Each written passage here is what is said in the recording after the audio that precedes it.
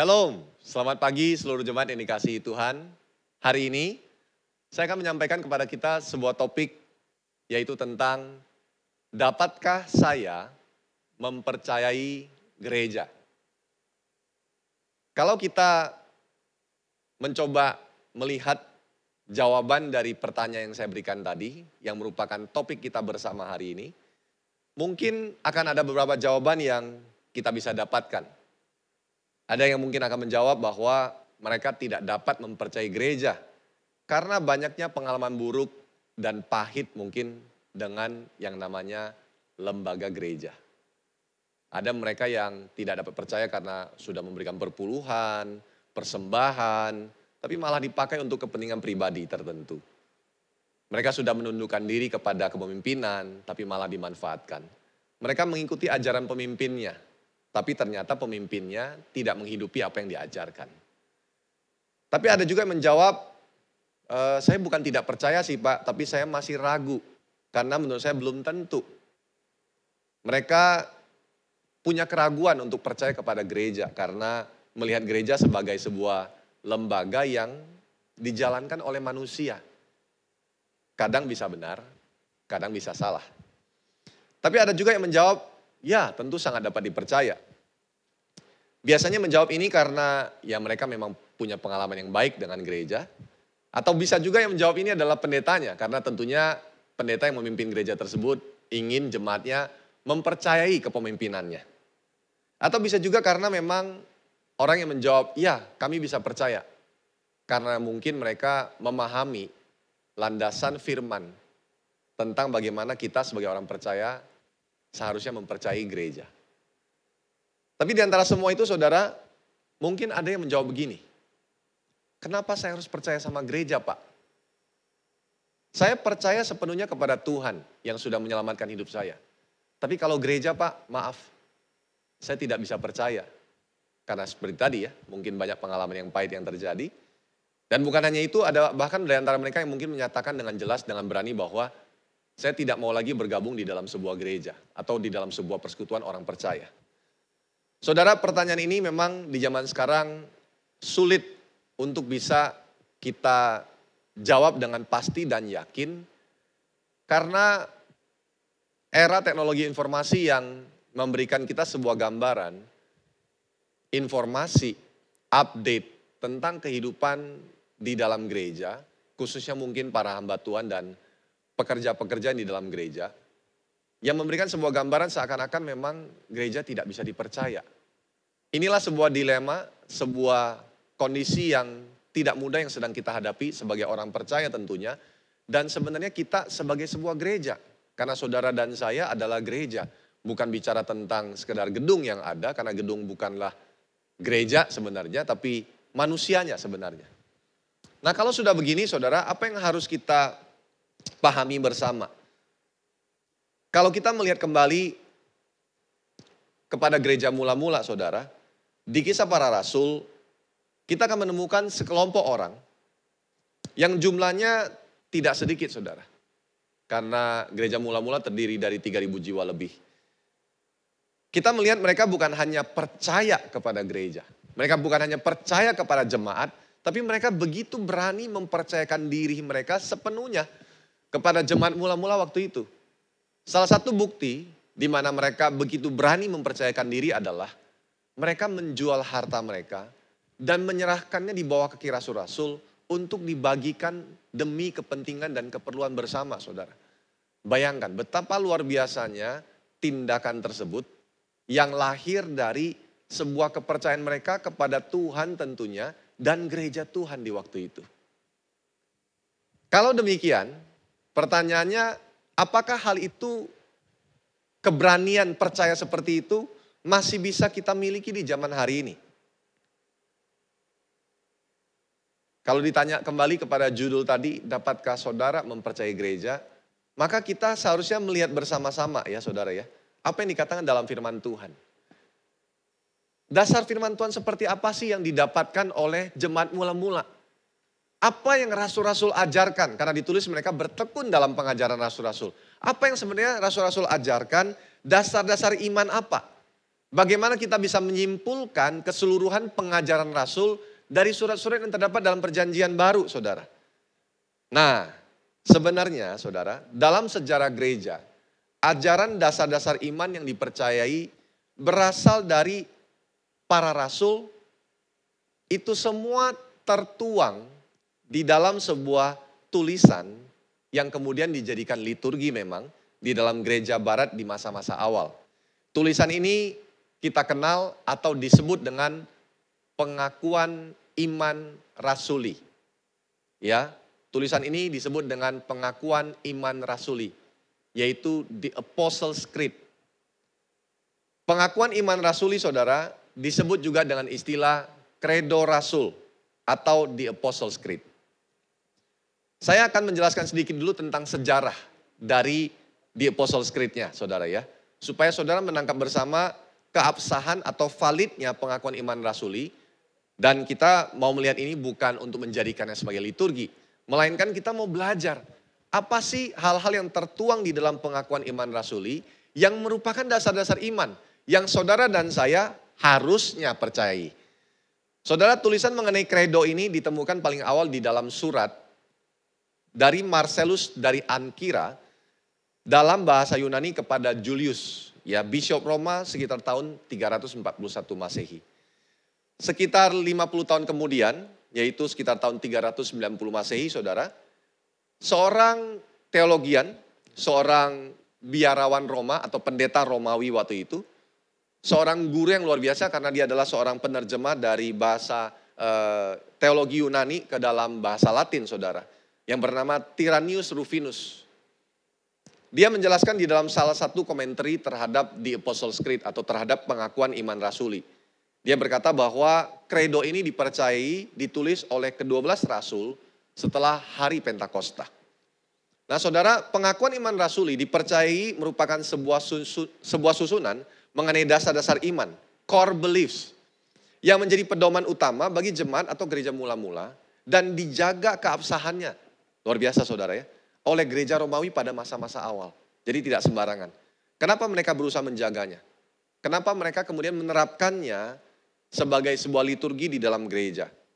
Karena begini saudara, di masa-masa itu jemaat juga menghadapi pengajaran-pengajaran sesat. Jadi supaya jemaat terus mengingat dasar-dasar iman yang mereka harus hidupi dan supaya mereka dijauhkan dari pengajaran yang sesat dan menyimpang, mereka menghafalkan di zaman itu pengakuan iman rasuli. Nah saudara, hari ini kita mau belajar bersama bukan untuk menghafalkannya, tetapi untuk kita benar-benar memahaminya. Ya, mari kita lihat bersama. Apa sih isi pengakuan iman rasuli? Saya akan membacakan buat kita semua pengakuan iman rasuli. Kalau saudara yang sudah hafal, karena saudara mungkin pernah ada di dalam background gereja Protestan seperti saya dulu, saya menghafalnya dulu dalam bahasa Indonesia dan bahkan dalam bahasa Mandarin, saudara. Aku percaya kepada Allah, Bapa yang Maha Kuasa, Khalik langit dan bumi. Saudara, ini adalah bagian pertama di dalam kredo rasul. Ya, bicara tentang bagaimana kita dalam dasar-dasar iman mempercayai Allah Bapa. Dan kepada Yesus Kristus, anaknya yang tunggal Tuhan kita, yang dikandung daripada Roh Kudus, lahir dari anak darah Maria, yang menderita sengsara di bawah pemerintahan Pontius Pilatus, disalibkan, mati dan dikuburkan, turun ke dalam kerajaan maut, pada hari yang ketiga bangkit pula dari antara orang mati, naik ke sorga, duduk di sebelah kanan Allah, Bapa yang Maha Kuasa, dan dari sana ia akan datang untuk menghakimi orang yang hidup dan yang mati. Itu bagian yang kedua saudara, tentang bagaimana dalam dasar iman kita mempercayai Yesus adalah dikandung dari Roh Kudus. Dia adalah Tuhan, tapi dia turun menjadi manusia, lahir dari seorang anak darah bernama Maria. Anak darah dijelaskan karena memang Maria masih perawan waktu itu ketika mengandung Yesus. Kemudian dia menderita ketika harus dihukum, disalibkan. Dia turun ke dalam kerajaan maut, bangkit dari antara orang mati, menang, memberikan kita semua pembenaran saudara. Kemudian dia naik ke sorga dan satu hari nanti akan datang kembali untuk menghakimi kita. Saudara, ini adalah bagian kita percaya tentang peranan Allah anak yaitu Yesus Kristus. Dan bukan hanya itu, pengakuan iman rasuli dilanjutkan dengan aku percaya kepada Roh Kudus, gereja yang kudus dan am, persekutuan orang kudus, pengampunan dosa, kebangkitan tubuh dan hidup yang kekal. Saudara, bagian ketiga ini adalah menjelaskan bagaimana dasar iman kita. Kita percaya kepada Roh Kudus. Dan bukan hanya percaya kepada Roh Kudus, kita juga percaya kepada gereja yang kudus dan am.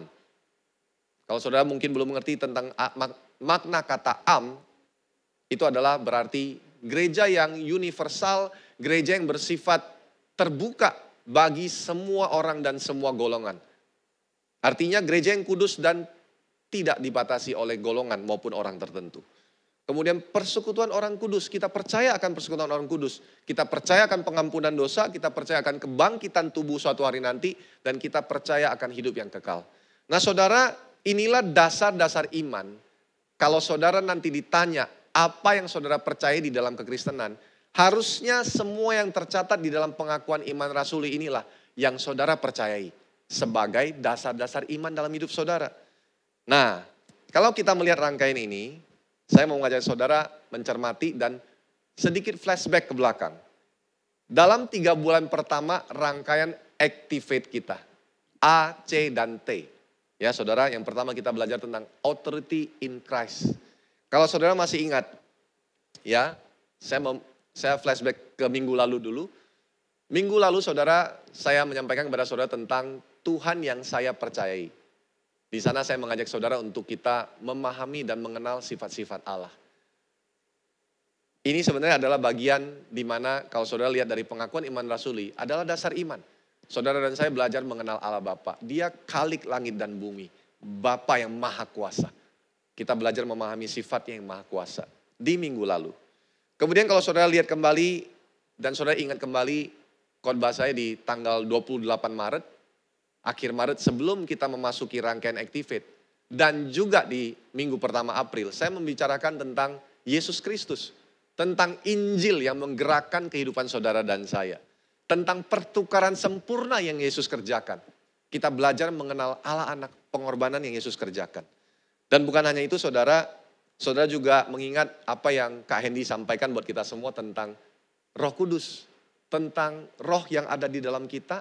Tentang kuasa yang Tuhan bisa kerjakan melalui hidup kita.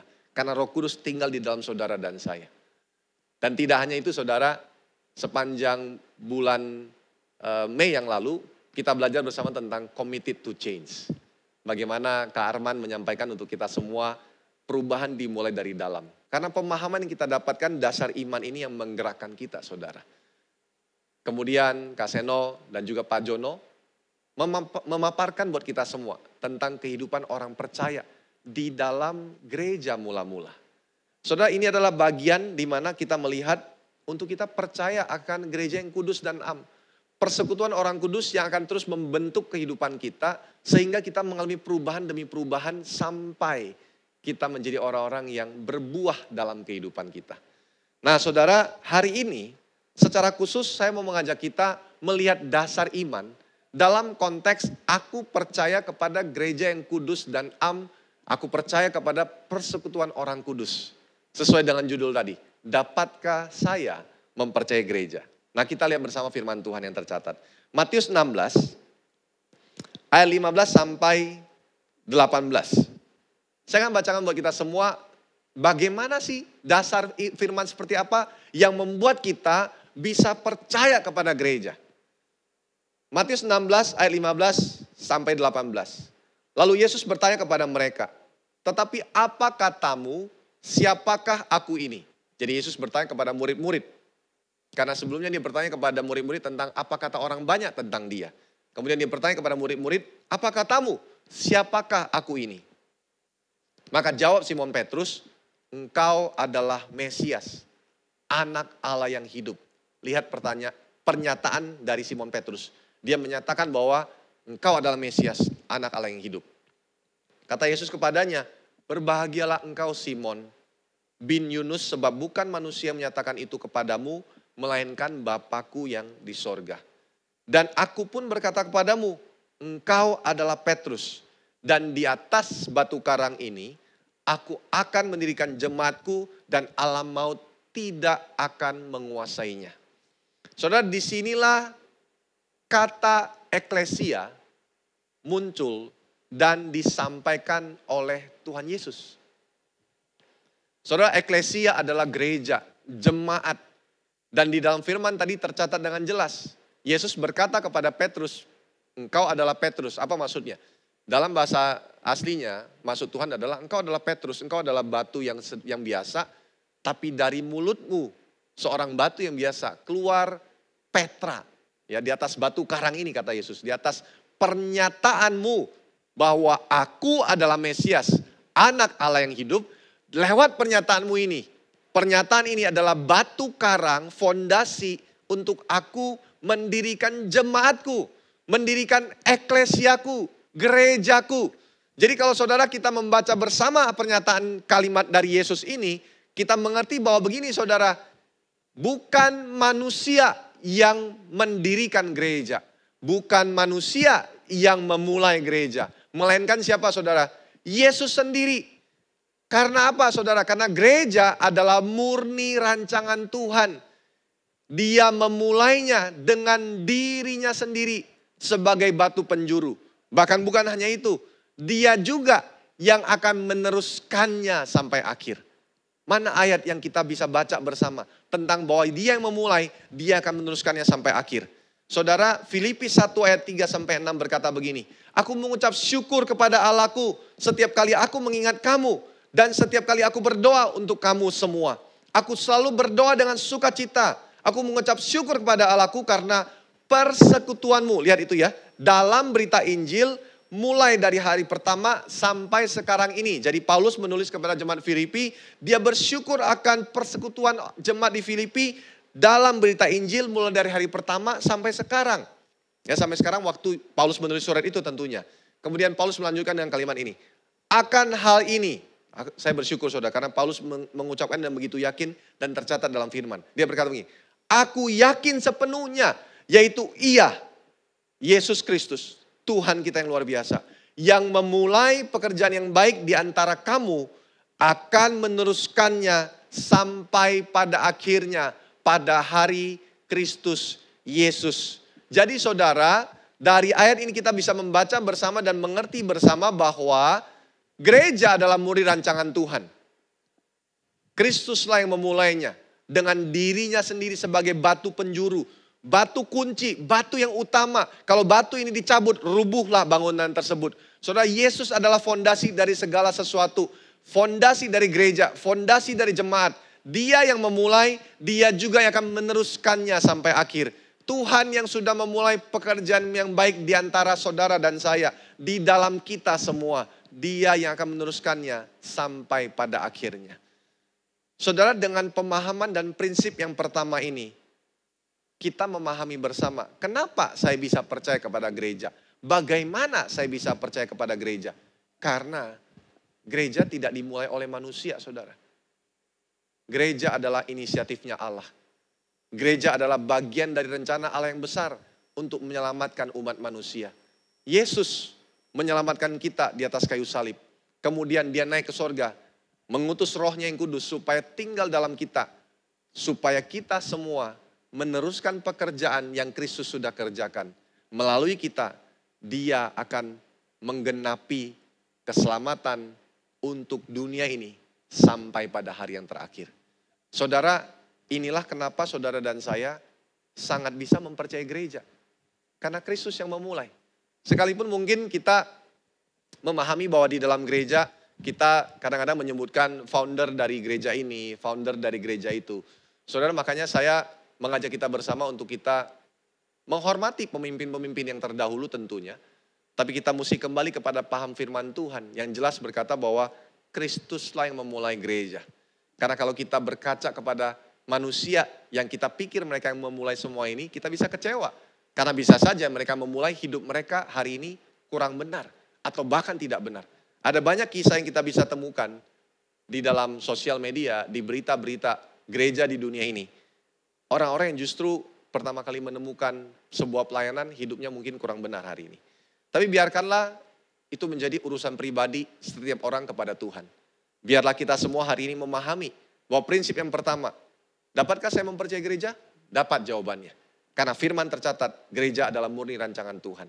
Dia yang memulainya dengan dirinya sendiri sebagai batu penjuru, dia juga yang meneruskannya sampai akhir. Nah, kalau prinsip yang pertama kita sudah dengar, apa prinsip berikutnya? Efesus 1 ayat 22 sampai 23. Firman Tuhan berkata, dan segala sesuatu telah diletakkannya di bawah kaki Kristus. Dan dia telah diberikannya kepada jemaat sebagai kepala dari segala yang ada. Jemaat yang adalah tubuhnya, yaitu kepenuhan dia yang memenuhi semua dan segala sesuatu. Perhatikan kalimat yang tadi, jemaat yang adalah tubuhnya, saudara dan saya adalah tubuhnya, yaitu kepenuhan dia. Artinya memang kita menggenapi pekerjaan yang akan terus terjadi sampai akhir zaman nanti, yang memenuhi semua dan segala sesuatu. Jadi saudara, dari prinsip ini, apa yang kita bisa ambil? Sederhana saudara. Prinsip yang kedua, bagaimana kita bisa mempercayai gereja? Karena memang Kristus adalah kepala jemaat. Dia pasti menjaga dan melindungi tubuhnya. Di mana terdapat otak yang dengan sengaja mau merusak tubuhnya sendiri? Ada. Otak yang sudah koslet, yang sudah tidak normal, yang sudah mengalami gejala-gejala, kendala-kendala yang tidak benar secara fisik. Tapi kita tahu, kalau Kristus adalah kepala, dia supranormal. Dia supranatural, dia maha kuasa, dia mengerti segala sesuatu, dia alfa dan omega, dia menguasai segala sesuatu. Sehingga kita sangat bisa mempercayakan hidup kita sebagai tubuh kepada kepala, saudara.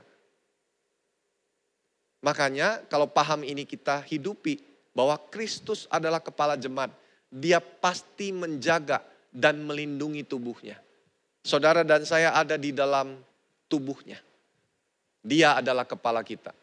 Kita gak perlu khawatir dan tidak perlu takut, karena dialah yang akan terus memimpin kita. Dia menjaga dan melindungi kita. Mari kita lihat ayat firman Tuhan yang menjelaskan tentang ini. Kisah Para Rasul 4 ayat 32 sampai 37 terlebih dahulu. Saudara, ini adalah lanjutan dari Kisah Para Rasul, cerita yang ada. Firman Tuhan berkata, adapun kumpulan orang yang telah percaya itu, saudara mesti perhatikan kalimat pertama ini karena Lukas tidak menulisnya dengan sembarangan.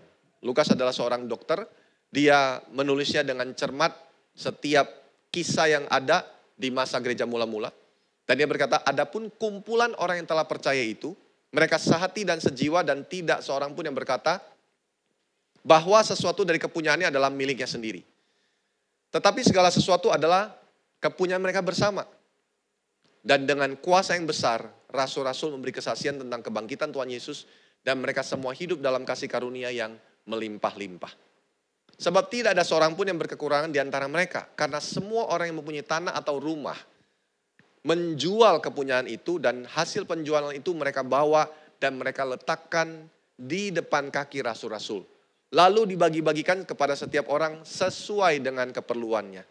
Demikian pula Yusuf yang oleh rasul-rasul disebut Barnabas, artinya anak penghiburan, seorang Lewi dari Siprus. Ia menjual ladang miliknya lalu membawa uangnya itu dan meletakkannya di depan kaki rasul-rasul.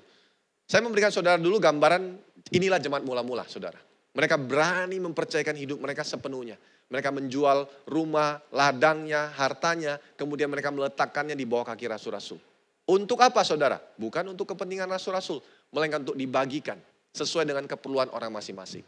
Jadi kalau saudara melihat dalam konteks memberi, gereja mula-mula di luar yang mampu kita pikirkan secara manusia. Tapi itulah karya Kristus di dalam tubuhnya. Mereka dengan begitu percaya, kenapa? Karena mereka percaya kepada Yesus Tuhan.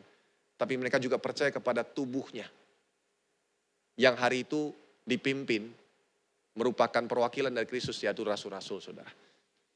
Nah saudara, di dalam kejadian yang seperti ini, saudara pasti berpikir begini, kalau hari ini bisa nggak ya apa yang diberikan itu dimanfaatkan untuk kepentingan pribadi?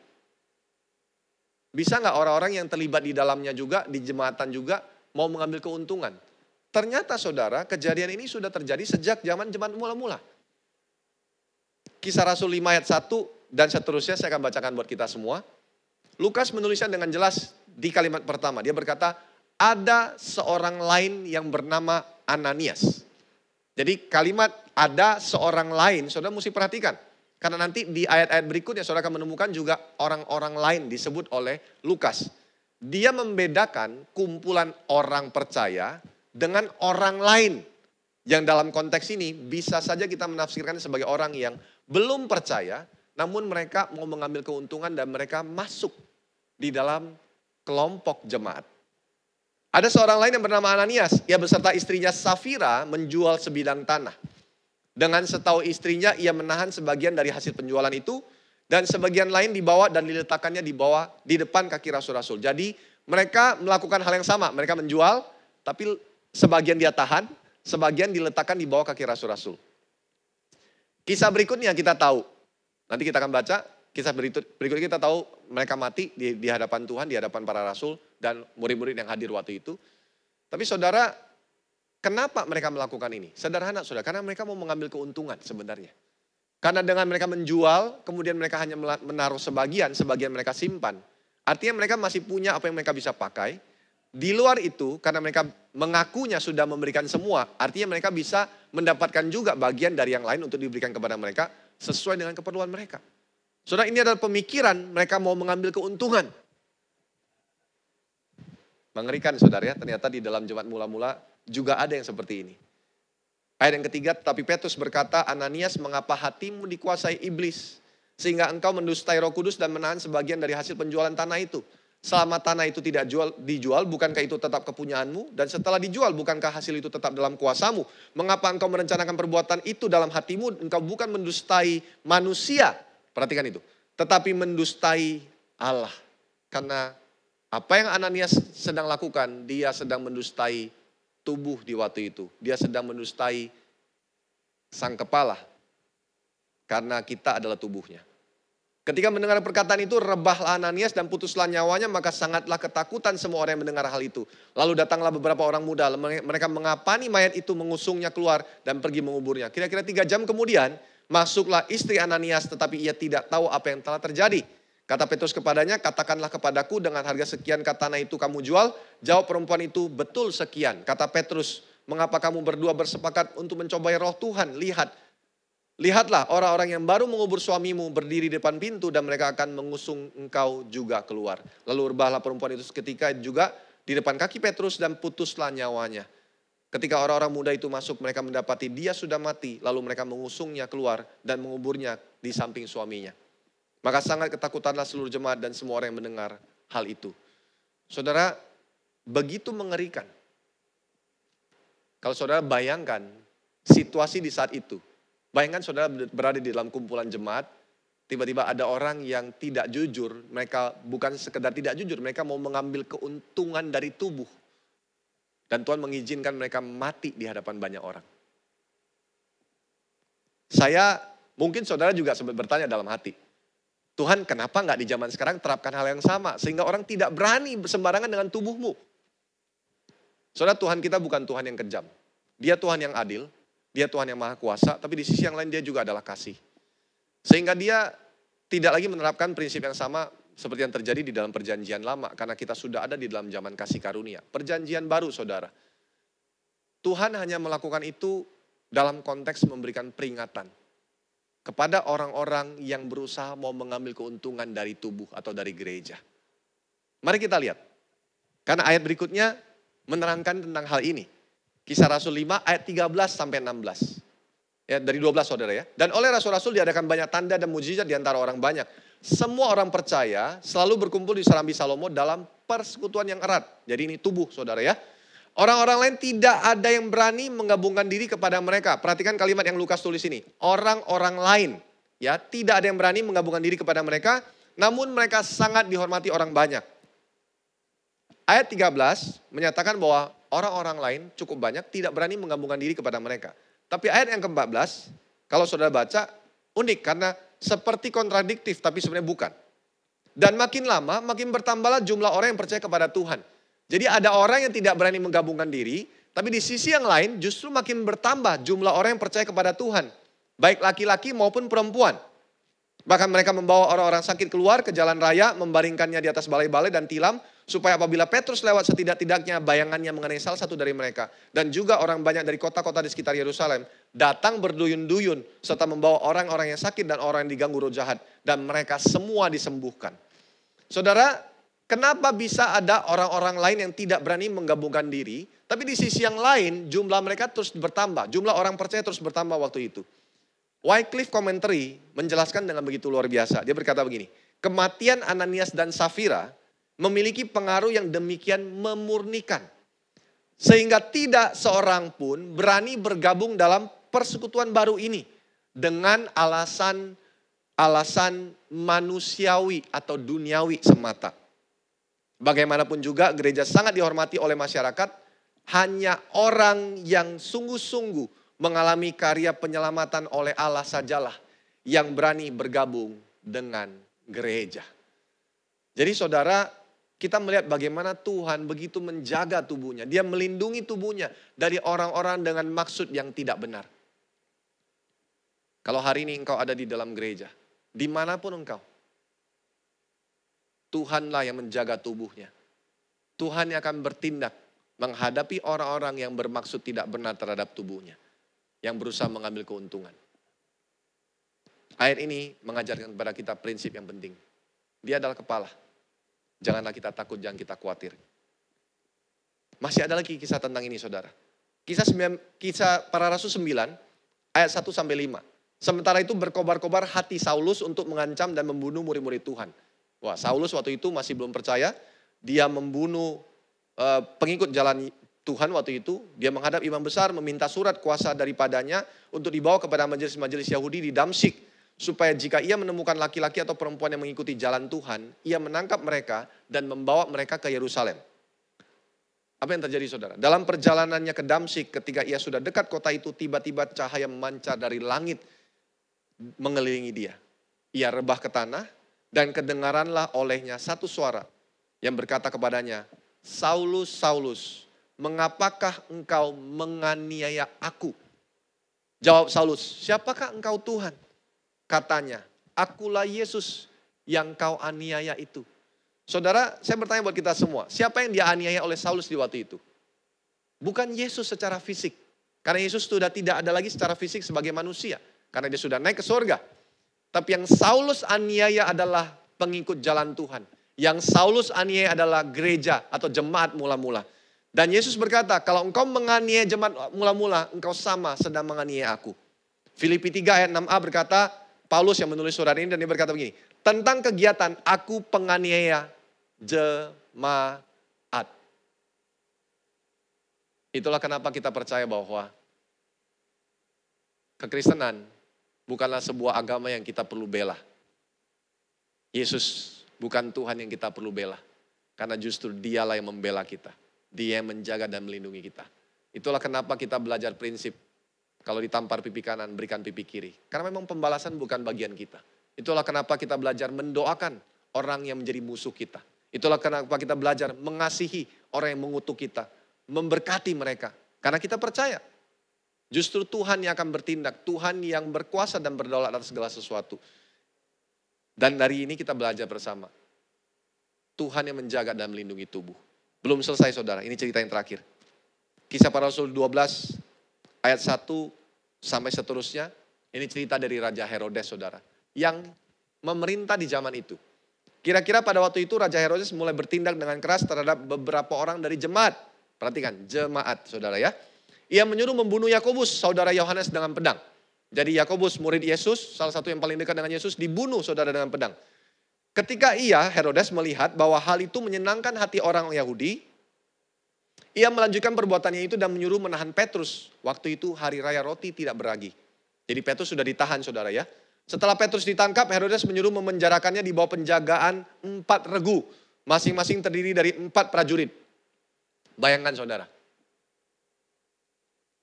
Herodes menyadari Petrus ini ada di dalam sebuah kelompok jemaat yang pengikutnya sangat banyak. Sehingga secara manusia, nalarnya dia berpikir bahwa Petrus bisa diselamatkan oleh orang-orang yang bersama dengan dia.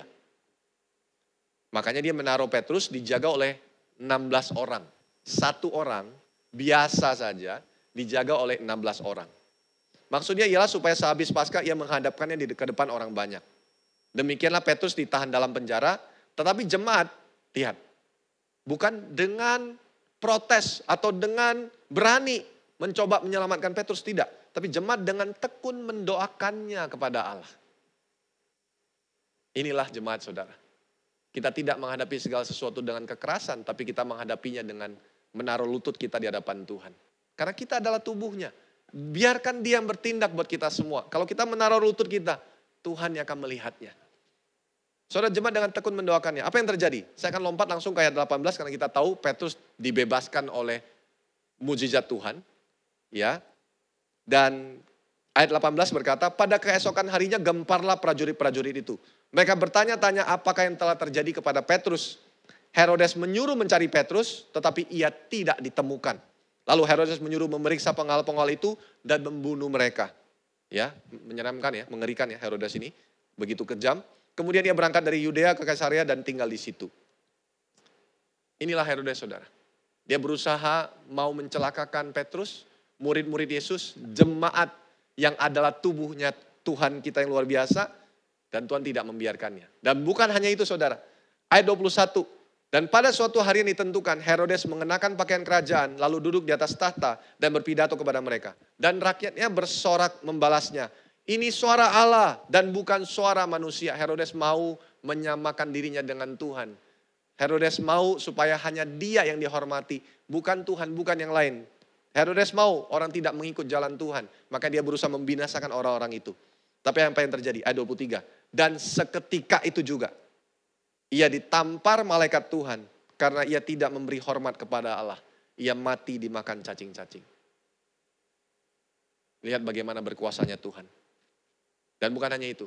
Ayat berikutnya meneguhkan buat kita semua bahwa ini adalah bagian yang Tuhan lakukan supaya tubuhnya tetap terjaga dan terlindungi. Dan supaya rencananya untuk keselamatan kepada seluruh dunia, bangsa-bangsa, bukan hanya Yahudi, itu bisa tergenapi. Ayat 24, maka firman Tuhan. Kata maka itu berarti ada sebab, saudara. Sebab Herodes sudah mati, pengikut jalan Tuhan tidak bisa lagi dianiaya terlalu rupa karena Herodes berkuasa sebagai raja. Berusaha membungkam mulut-mulut orang-orang yang mengikut jalan Tuhan. Jemaat gereja waktu itu sudah tidak bisa. Karena Herodes sudah mati, maka firman Tuhan makin tersebar dan makin banyak didengar orang. Inilah Tuhan kita, saudara. Jadi kalau saya bertanya kembali kepada saudara judul tadi, jadi dapatkah kita mempercayai gereja sesuai dengan firman Tuhan yang kita pelajari hari ini? Jawabannya adalah kita dapat percaya. Karena apa, saudara? Karena dialah yang memulai gereja. Dia memulainya dengan dirinya sendiri. Dia juga yang akan meneruskannya sampai akhir. Karena dialah kepala gereja, dialah yang menjaga dan melindungi kita semua yang adalah tubuhnya. Kalau demikian, saudara, pertanyaannya, apa bagian kita? Bagian kita sederhana, saudara. Bagian kita adalah untuk percaya. Dan yang kedua, saudara, berfungsi di dalam tubuhnya. Berfungsi sesuai dengan karunia yang Tuhan sudah berikan untuk kita. Kalau kita sudah percaya bahwa gereja adalah tubuhnya, dia yang memimpin, dia yang memulai, dia yang akan meneruskannya sampai akhir. Mari kita lakukan bagian kita dengan berfungsi. Apa maksudnya? Saya akhiri dengan sebuah cerita yang belum lama ini terjadi, saudara. Saya bertemu dengan seorang pemimpin muda. Dan dalam obrolan kami dia berkata bahwa, Kak, ya dia sudah sempat mengalami sebuah lika-liku perjalanan kepemimpinan dalam gereja, melihat dalam tanda kutip mungkin ya kekurangan-kekurangan manusia yang ada di dalam kepemimpinan gereja, satu terhadap yang lain, konflik yang terjadi dan berbagai lika-liku yang ada. Saudara dia berkata kepada saya, Kak, saya setelah berpikir dan merenung, saya lebih baik memilih untuk saya tidak dalam kepemimpinan, tapi saya cukup di komsel aja. Saya rasanya lebih lega, lebih enjoy kalau saya ya di dalam komsel, bersama dengan teman-teman yang ada di komsel. Saya ingat saya menjawab dia waktu itu, saya berkata bahwa coba kamu gumulkan dan doakan secara pribadi terlebih dahulu. Coba tanya Tuhan. Karena dia kepala kita. Apa yang dia mau? Apa yang dia mau sebagai kepala untuk kamu kerjakan? So ini yang saya mau dorong kita semua juga. Dan saya berharap mungkin orang ini juga bisa mendengar apa yang saya khotbahkan. Kalau saudara mengenal banyak pemimpin muda, teruskan ini kepada mereka. Baik di Abalef Barat maupun seluruh Abalef. Supaya mungkin salah satu di antara mereka yang saya bicarakan ini mendengar pesan ini. Tapi saya berdoa saudara supaya kita semua mengerti fungsi kita. Bukan karena sekedar kita melihat ada kebutuhan terus kita lakukan. Bukan sekedar itu. Juga bukan sekedar karena disuruh oleh orang lain. Tapi kita benar-benar bergumul. Karena dia kepala kita, saudara. Dia akan memerintah, dia akan mengarahkan kita. Maukah kita duduk di kakinya dan kita bertanya, Tuhan, fungsi apa yang harus aku kerjakan dalam tubuhmu? Aku percaya Tuhan, bahwa gereja adalah tubuhmu. Aku percaya hari ini. Karena firman-Mu menjelaskan buat aku. Lalu perananku apa? Itulah kenapa kita belajar tentang karunia-karunia, saudara. Ada orang yang bagiannya memang melayani. Ada orang bagiannya memang memberi. Ada orang memang bagiannya memimpin. Ada orang memang bagiannya menasehati. Ada orang memang bagiannya adalah berbelas kasihan. Saudara, kita belajar ini supaya kita berfungsi. Mari kita berfungsi kembali dalam tubuh. Karena Tuhan rindu kita berfungsi. Makanya nanti di bulan depan kita akan belajar bersama tentang involve to improve. Terlibat untuk mengalami pertumbuhan. Namun saudara, hari ini kalau kita sudah menjawab, dapatkah saya mempercayai gereja? Saya dapat mempercayai gereja. Karena dialah yang memulai gereja. Dia sebagai fondasinya, batu penjurunya. Bukan hanya itu, dia yang sudah memulai, dia juga akan meneruskannya sampai akhir. Dia adalah kepala, dia akan mengarahkan, dia akan menjaga, dan dia akan melindungi kita semua. Saya berdoa saudara, supaya kita bertumbuh dalam dasar-dasar iman yang kuat. Kita semakin percaya kepada Tuhan, percaya tentang tubuhnya yang terus bergerak untuk mengerjakan pekerjaan, melanjutkan pekerjaan Kristus.